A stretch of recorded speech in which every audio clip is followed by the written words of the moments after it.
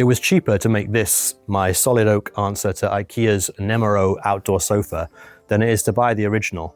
About £120 this was total material costs, compared to about 160 for the original frame, to fit the same IKEA cushions at the same price. And yes, you have to make it, I had to build this, but you have to build IKEA in a way, you have to assemble it at least, which is not always that quick or straightforward. And all it takes to make this is 7 lengths of oak, some dowel, 20 cuts in total, no complicated joints, a few basic power tools, no whole workshop needed, and really no real woodworking skill to speak of at all. If you can use a tape measure and cut vaguely in a straight line, then you can make this as well. For materials, I'm using 6 oak boards, 30mm thick, 200mm wide, 2.4 meters long, and then 1 oak post, 100mm square.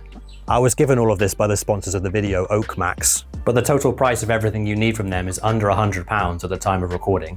I'll put links in the description for all the products. Albeit I did collect all of this, and if you need delivery, that will obviously add cost. And then you'll need oak dowel. I've got 2 diameters, one thick, one thin. I'm using 30mm for the thick dowel and then 8mm for the thin. But you can vary that slightly depending on what's available and what's a good price. These are not from Oak Max, they don't sell dowel, but there are loads of places online where you can buy dowels of all different diameters, different lengths. I think you'll need approximately maybe a meter of each diameter. And then hand tools, you'll want a wooden mallet ideally. You'll need 2 wood drilling bits to match the diameter of each dowel. And then apart from that, all you really need are some clamps and some basic measuring and marking tools, tape measure, square, and a place to cut things, a basic workbench of some kind. Of the 6 oak boards, 5 of them have an identical crosscut, 2/3, 1/3.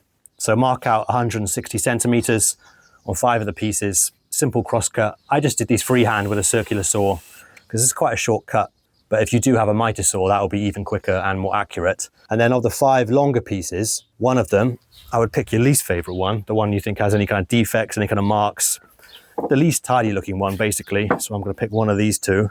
This just needs 1 more cut straight down the middle, 80 centimeters to make 2 more shorter pieces. So after just 6 cuts, that leaves you with 1, 2, 3, 4 longer pieces. The front board, front face of the frame, the back board of the frame, the 2 backrest boards, and then 1, 2, 3, 4, 5, 6, 7 boards, the shorter boards, 80 centimeters, which are the seat rests.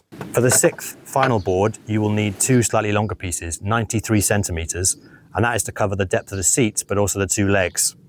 But again, simple cross cuts. Once you've cut the 2 93 centimeter pieces, it will leave you with something like this, which is about 55 centimeters long, give or take, which you would need to rip cut into 3 pieces. So do 2 cuts, approximately thirds. But as it happens, I have a longer piece, which is about 66 centimeters long. So I'm just going to do 1 rip cut straight down the middle of this one, but it's for the same purpose and it doesn't make much difference. And that's all the boards done.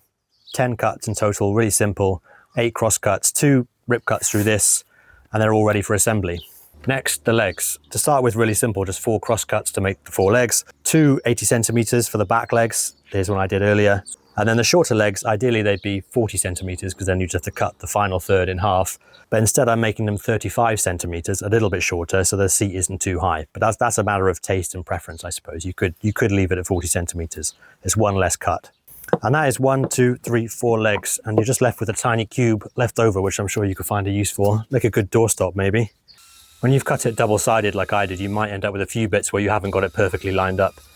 This one's not so bad. This one's got a tiny lip on it, and then this one's the worst. Botched that one. I got about maybe 2 millimeters at the top. But it's not really a big deal. I would just use for each leg, use the best face at the bottom to go on the floor. And you could also tidy these up using a chisel or a sander just to make it completely flat. So the front 2 legs, the short pieces, I'm done with. I'm just leaving them as they are. But I am doing a couple more cuts in these longer bits, the back legs, just to put a gradient, put a slant into the back seat. So mark out the height of the front legs, 35 centimeters. And then for what will be the top of the leg, I'm measuring 5 centimeters in. So halfway, or roughly halfway. And then all I'm doing is drawing a line as an angle between that 35 centimeter mark and the halfway mark at the top. And because I'm doing the double-sided cuts, I need to mark the opposite face as well. Same process.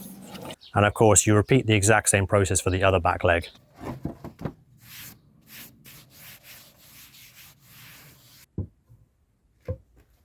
And now it's just assembly, starting with the front. So you need your 2 front legs, the short pieces, the front board, drill bits, dowel, which I've cut into lengths of approximately 10 centimeters. So I'm making my seat board slightly recessed from the top, just to get a bit more grip on the seat, basically a grip on the cushion so it doesn't slide off. So I'm just leaving a centimeter at the top. So these need to be on a line that's 4 centimeters down from the top edge of the board. And I'm going to do a similar thing where the legs are going to go.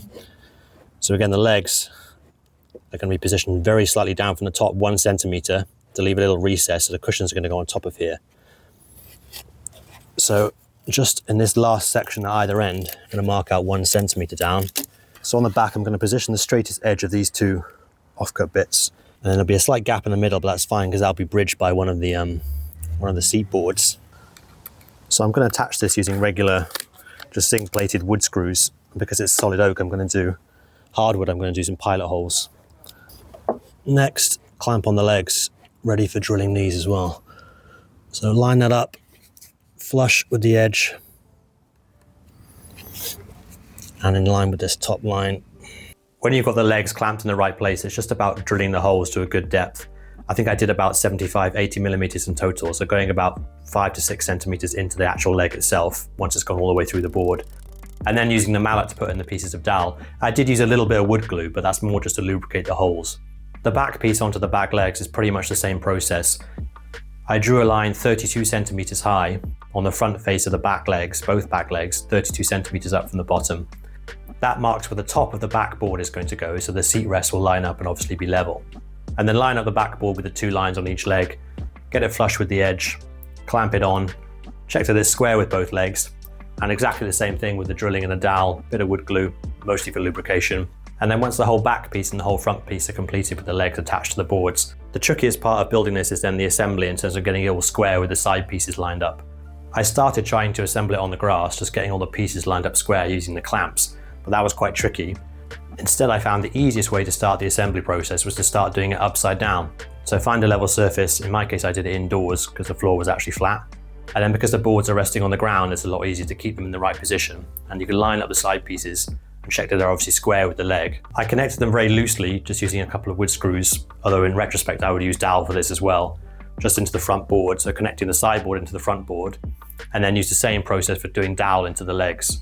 And then when the front piece was connected to the side pieces, it was easier then to maneuver it all into position, clamp it to the back legs and make sure everything was square and level and in the right position. And then tapping the dowel into the back legs too, so you're completing the frame. To attach the seat boards, you need the 8mm dowel and the drill bit. I actually ended up doing a couple more cuts in the end boards to fit them around the leg. So I cut out a simple rectangular notch just in one end of each of the end boards. And I attached the end boards first and then moved into the middle, putting 2 pieces of dowel at either end of each board. The backrest boards are really easy, just line them up so they're nice and level, and you've got a consistent gap between the 2 of them. I fixed them so the top of the boards were just above the back of the leg, maybe 5mm, and then fixed either end of both boards with 2 pieces of thicker dowel. And that's all the pieces assembled, and the final process is just to tidy up. So I cut all the dowel pieces flush with a handsaw, and then started rounding off most of the corners of the oak, particularly the corners of the front, using actually a flap disc on an angle grinder because it's more powerful. You can do this with just a sander if that's all you have, but it will take a bit longer. I still need to do a little bit more sanding with some different grits, and I will also add a clear finish as well to try and help the oak keep its colour longer.